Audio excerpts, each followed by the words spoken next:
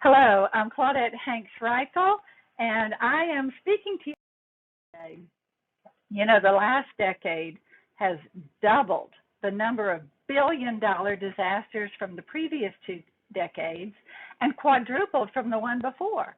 These costs are adjusted for inflation, so the rise is real and it's alarming. Just think about it. Who pays for all those costs?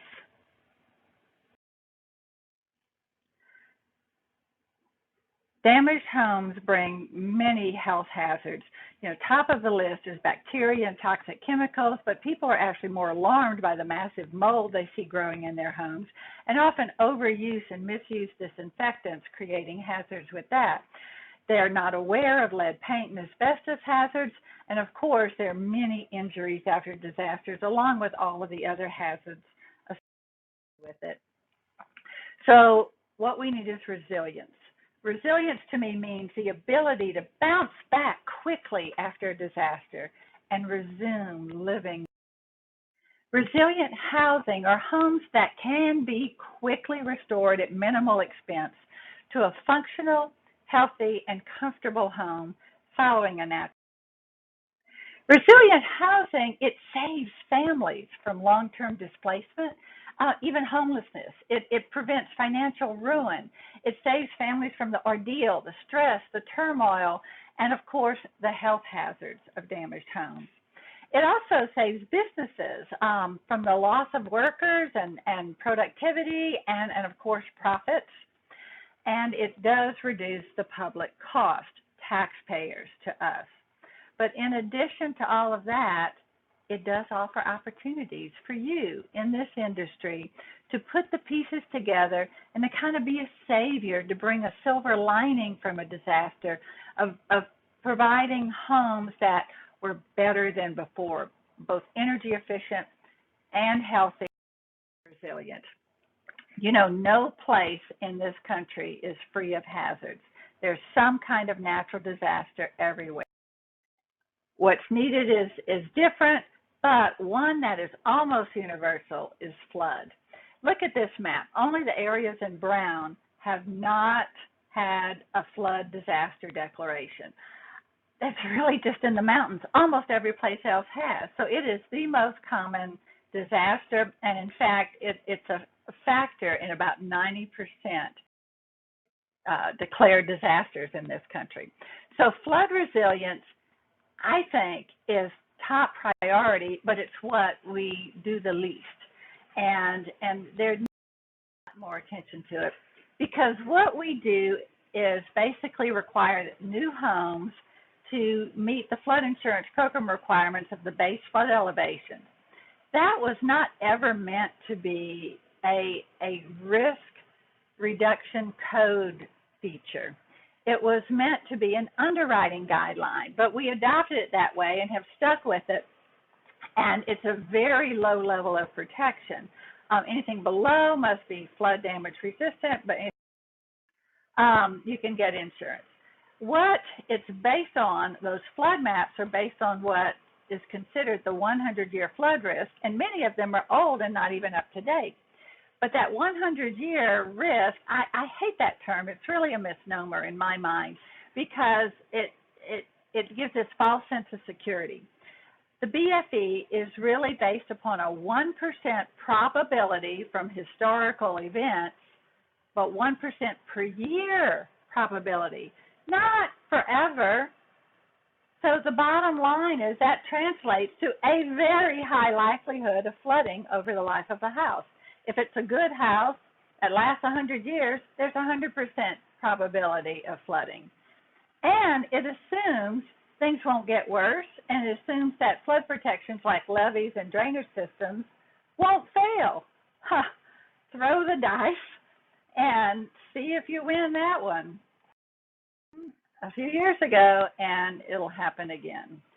So to me, it's so important to give more attention and more investment to flood resilient homes. And there are two aspects, or two ways to go about that. Of course, first and foremost and best is to elevate. Elevate not just to the BFE, that base flood elevation, but provide a cushion of safety by elevating 2 to 3 feet above it, which also provides lower flood insurance premiums for the homeowners. Various ways to do that. Yes, it increased costs initially, but it can greatly reduce disaster costs. But because flood patterns change, and they will more so in the future, and it's kind of unpredictable, it's possible to flood even beyond that cushion of safety. And then what do we do about existing homes? So another concept is wet flood proofing. And that is where you elevate equipment that you can, utilities that you can, and use water damage resistant materials, and maybe some removable components to provide cleanability and drainability. And this should be done to the possible flood level, not just to the required or the economical. That could prevent a great deal of damage. I don't like the term wet flood proofing because people don't know what it means. I prefer to use the term flood hardy. And so what is flood hardy? That's about using flood damage resistant materials in a washable, drainable, dryable assembly, so that if it ever floods to that level, there is not a need to gut, throw everything away, and then wait in line with the tens or hundreds of thousands of other desperate families for expensive materials and be subject to those fly-by-night contractors that swoop in and the scammers that swoop in, because there are not enough qualified contractors to go around to meet everyone's needs. And yes, it is best to elevate, always best. And building 2 or above the BFE is required, but that's really not nearly enough now, and especially in the future with climate. After Hurricane Katrina, the Department of Energy's Building America program and Building Science Corporation partnered with us, my program, and a local nonprofit to explore a better way to build, to rebuild, with 2 prototype homes for low-income families whose homes were destroyed in Hurricane Katrina. I like to call them the wash-and warehouses. They were designed to integrate high energy efficiency with a flood-hardy wood frame type building assembly that's also 130 mile per hour wind resistant, termite resistant, highly moisture managed, and healthy. Here are some section drawings that show both the pier and beam and the crawl foundations with the whole flood hardy concept. And you can see after a flood, it's designed so that you can just have to remove the interior trim, the base molding, the crown, the chair rail, and there's gaps left behind that so that you can wash and flush out with a detergent solution, sanitizing rinse, drain, and dehumidify to speed dry everything before mold can form. Then just put back the molding, wash and wear, not have to replace anything. So with these 2 homes, that was done. They had elevated foundations on concrete piers, on things because of the soil conditions, and the whole level up to the ceiling was built with flood-hardy materials, solid lumber and plywood, which tends to be quite resilient and to, be okay after a reasonable flood incident, but no OSB. The inside was paperless drywall with a fiberglass facing instead of paper, and a moisture-resistant core, which also provides no food for mold or termites. Tile flooring and some hardwood flooring installed in a way to be removable and restorable, and then fiber trim. Flood-hardy materials are a real key to that. Also is how to insulate. And basically closed cell foam, both rigid and foam insulations, are deemed a flood damage resistant material by FEMA. They don't take in water. And so one home had fire rated rigid foam, foil faced, under the floor joist, taped and sealed airtight. The other home, but that's kind of, very difficult to install. But the other home had closed cell spray foam between the floor joists and around the rim, which is an easier and a little bit less expensive solution. But the rigid boards are great because after a flood, you can cut out openings, let things drain out, and then just tape it. The walls had, one of the homes had 2.5 inches of closed cell spray foam in the wall cavity, a partial fill to allow space for drainage and cleaning, and also to help the drying of the wood after a flood. And the other home had rigid isocyanurate foam board outside of the sheathing and the house wrap, and nothing between the studs. So that makes it for a very robust and rapid drying system as well. Of course, there's drainage and a gap between the siding and the sheathing or the foam to allow good building science practices. And you can see how that was done. There was non-perforated house wrap over plywood sheathing and insect screen draped over the bottom flashing to help keep bugs out from behind it. Then comes the foil-faced 2-inch rigid foam over the house wrap. Furring strips over that both provide the drainage space as well as a nail base for the fiber cement siding. And then, of course, the windows did need to be trimmed for that extra thickness. These homes had high, dry, and healthy, efficient HVAC systems.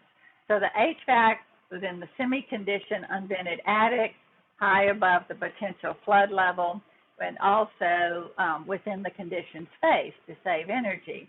The outdoor units were elevated, and for health, there was controlled fresh air ventilation from a known clean source, filtered, flow controlled, and that provides a slight positive pressure, which is great in a hot, humid climate to help dry the building and prevent hidden moisture problems.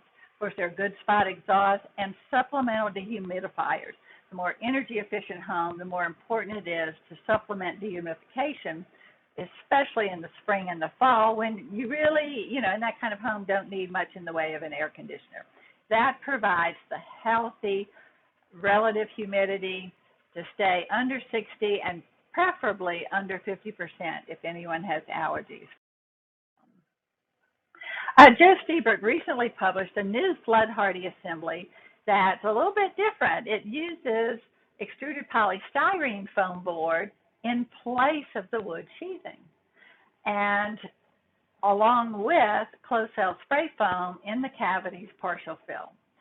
That foam provides, the spray foam, once it cures, it has structural capacity, and it provides the racking resistance instead of the sheathing. So the foam board adds added R value, and it provides water damage resistance as well. So you kind of get, the best of all worlds there. So I think that's a very ingenious innovation.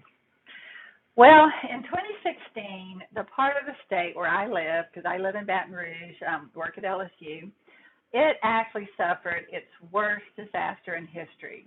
Yeah, not much media coverage because it wasn't a named storm, but it was massive. We had 17 to 31 inches of rain in 3 days. Over 100,000 homes flooded. 70% of them not in a designated FEMA flood zone.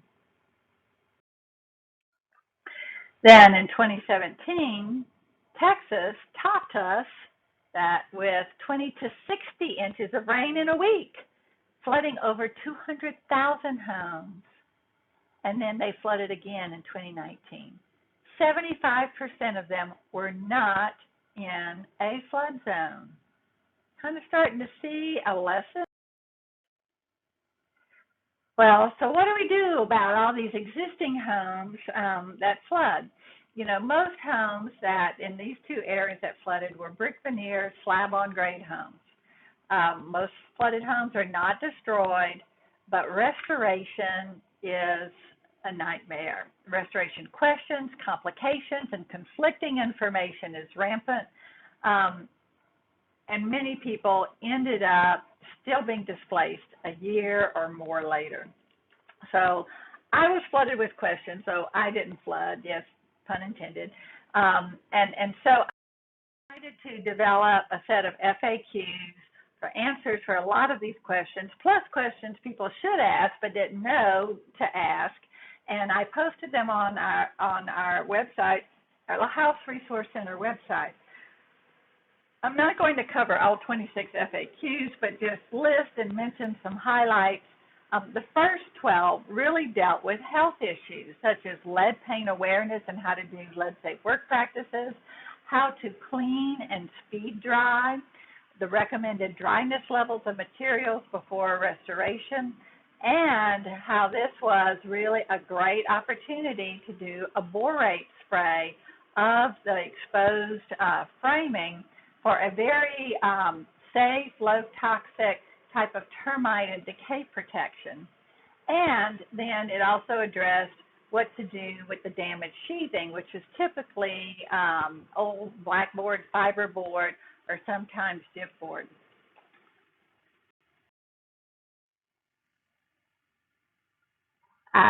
The FAQ suggested or defined and suggested ways to handle the brick ledge flashing that was generally, installed wrong, but it still needed to protect insulation, and pointed out that this was also a great opportunity to clear away the brick mortar mountains that you find that block the weep holes, so you can get better drainage and prevent problems in the future. But the big dilemma is how to replace damaged sheathing in brick veneer homes. Of course, the best practice is to remove the brick to replace the sheathing and the weather-resistant barrier, the house wrap, but the reality is not going to happen. Few had the money to do that, and insurance, even the few who had flood insurance, that wouldn't cover it either. It wouldn't provide for it. So we came up with and offered 3 alternative make-do options with considerations like pros and cons, so folks could evaluate them and make an informed choice. I don't really label them recommendations per se, but reasonable solutions. Not totally risk-free, but reasonably risk-free for most of the population. One method uses spray foam insulation, closed cell spray foam insulation with a rain screen type product, like a drainage mat type product, up against the brick to maintain drainage of water that readily goes through brick. Another method used closed cell spray foam, but up against those fan fold XPS sheets like you often see behind vinyl siding. And so they were put where the sheathing was, kind of held away from the brick to allow some drainage. And then the third method used rigid XPS, extruded polystyrene foam board inserts between the these section drawings of the closed cell spray foam with rain screen method shows how the foam fills that space between the studs and the rain screen, which allows for drainage. And then another 2 inches of foam is added between the studs in the cavity to provide the structural racking resistance as well as insulation and a more airtight system than was there before. It's, of course, a partial fill of no more than 60% of the foam in the wall cavity depth. Helps to the drying capacity of the wood and also allows that washout and drainage space after a flood. Joe also suggests a coating that spraying on a very high perm latex paint on the foam and wood for enhanced cleanability after the next flood. I think this is really a quite robust system with a number of These section drawings show a little less expensive method of using XPS fan fold sheets installed shingle fashion and pressed against the back of the studs where the sheathing used to be. Either mortar protrusions or the shims hold it against the studs, providing some drainage space and a backing for putting just insulation in the cavities between the studs. So you know, it's a less expensive material than rain screen, and it's also need a little less foam. But to apply it, you have to remove the brick ties and all the nails and everything behind the studs. And so there is a lot more work, and you may have to replace some of those in the process with a retrofit method. The third method uses rigid XPS foam board cut to fit each stud cavity. Each one has to be measured and cut to fit and inserted to maintain that drainage space between it and the brick, held away from it a little bit, and then foam or caulk sealed into place. Then an additional section could be added or some other type of insulation to reach the desired insulation. Each method has some pros and cons to consider. The spray foam methods, both of them are fast, fairly fast, and create a robust weather-resistant barrier, flood-hardy, energy-efficient system, and they do replace the structural capacity of the sheathing. So that is a big plus as well. But you really need a qualified professional, and it does cost more. The fan fold costs a little less, but it's more time and labor intensive and kind of difficult to do with all those mortar droppings in the way. So the first system is faster and easier, but does use more expensive. The XPS foam board method is feasible for do-it-yourselfers and for general labor, and it uses more readily available off-the-shelf materials and doesn't require, spray foam applicators, qualified applicators that may be in short supply. But it is very labor-intensive and time-consuming. You've got do-it-yourself and volunteers, that may not be a cost issue. But for contractors, it may. It does create a good WRB, for drainage plane between the studs, but it does not protect the exterior side of the studs from moisture, and it does not compensate for the removed sheathing structural capacity. So something will need to be done to make up for that, and some suggestions are included. Now, it is possible to elevate a slab home, and it's been done, but it's very expensive. So for most people, I plug the concept of wet flood proofing, and I've done that since the 1980s, essentially, which is flood hardy restoration, but now it's made a lot easier by modern materials. Plus, elevating equipment and electricals adds to the flood hardy system. What's great about it is that it's not all or nothing. Families can do what they can afford, and then they'll have less damage than before. So any part of it you can do is worthwhile, not all or nothing. Now let's shift to hurricanes. People think that hurricanes are just an issue for those on the coast, the Gulf and the East, but not so. Look at the hurricane paths. They really affect, over history, the entire eastern half of the state. And these are the major hurricane damages in order of magnitude of lost claims. Top of the list is roof damages, then windows and door failures, then water. So, improving roofing is first priority. When re-roofing, because it needs to be done, reinforce the decking with ring shank nails with staples, and consider adding a secondary water barrier. It's not very expensive to use a roof-approved tape on the seams to reduce water penetration, upgrade to synthetic underlayments instead of the paper type felt because they're much more tear resistant. Or an alternative is to just cover the whole roof with a peel membrane. When re-roofing, choose wind-tested, wind-rated roofing to the wind level of your local region. That wasn't available years ago, but it's readily available now. They just look like architectural shingles, but they're not the same as non-wind rated architectural shingles. So be sure that not the length of the warranty, it's the wind testing that's needed. They must be installed to the manufacturer's specifications for high wind, not just normal installation.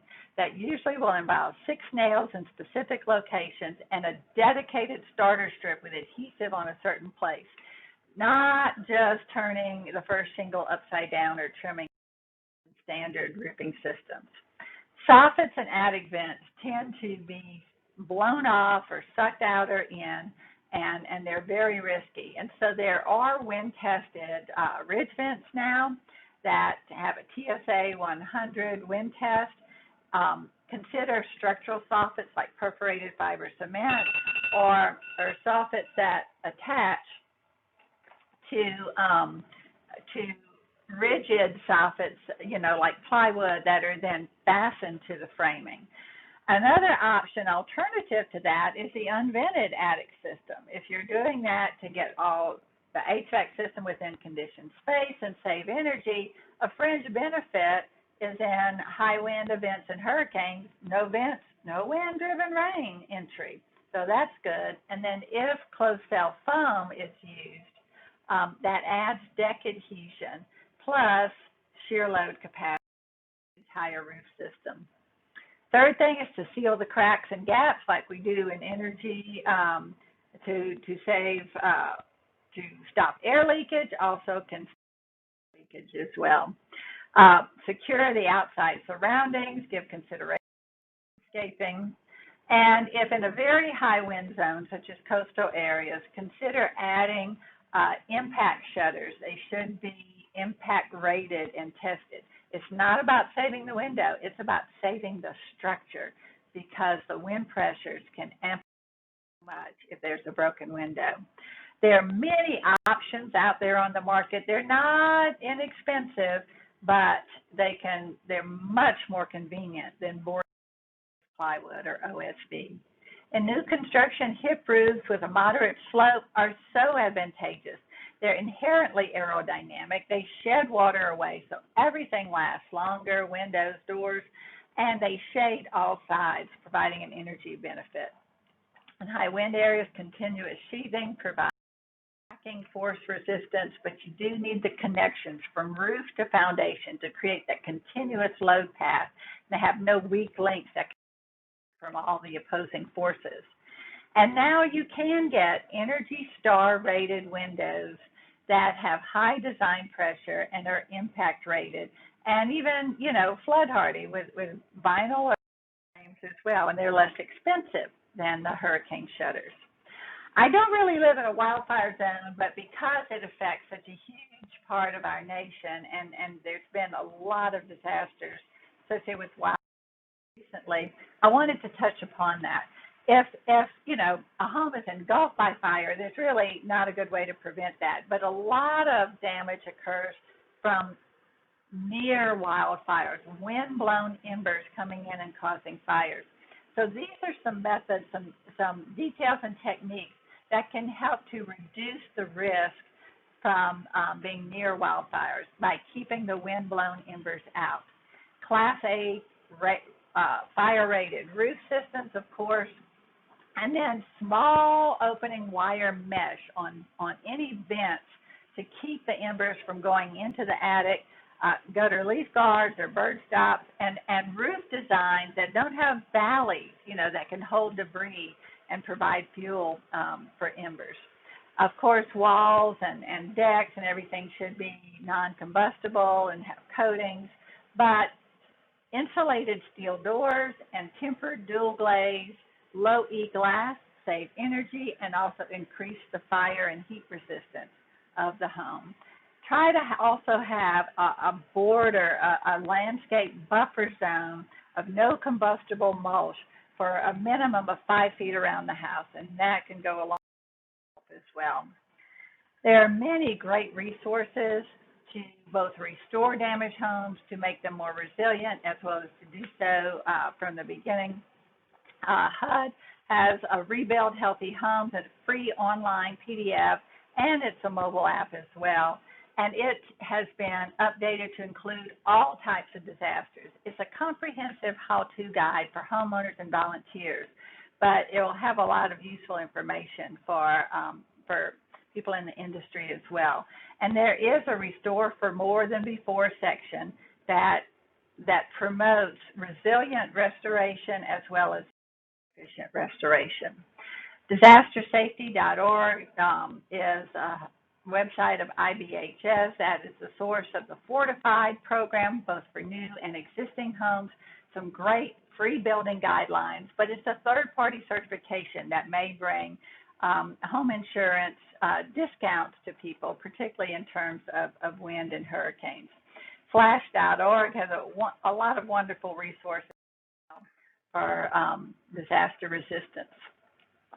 Building America's Solution Center is a fantastic resource for the housing professional, and with many guides and illustrations and lots of user-friendly resources, as well as research reports. And they are now adding resilience to their energy, moisture, and durability content. My website is lsuagcenter.com/La House, or you could just Google La House Resource Center. La House is short for Louisiana House. And if you see on the home page, you look down, you can find the flood recovery, and that makes it a quick and easy way to find a lot of the flood recovery kinds of resources that we have at the LSU Ag Center, including those FAQs after gutting your flooded home that I briefed about. So we also have an actual physical demonstration home right on the LSU campus, which is open to the public for tours, and it shows 4 different high-performance building systems tailored to integrate and balance energy efficiency and environmental stewardship with disaster resistance or resilience and durability, and healthy home concepts that are practical and convenient. And so I encourage you, if you're ever there, please take a look and go visit. A lot of materials that are free as well. The bottom line is, as we shape our homes, we truly are shaping our. So I tell you, Katrina really taught us hindsight is 20/20, but foresight is priceless. Thank you so much for the opportunity to share this with you, and I want to hope and dream that all of you add resilience into your home performance repertoire and the services that you offer your clients. Thank you.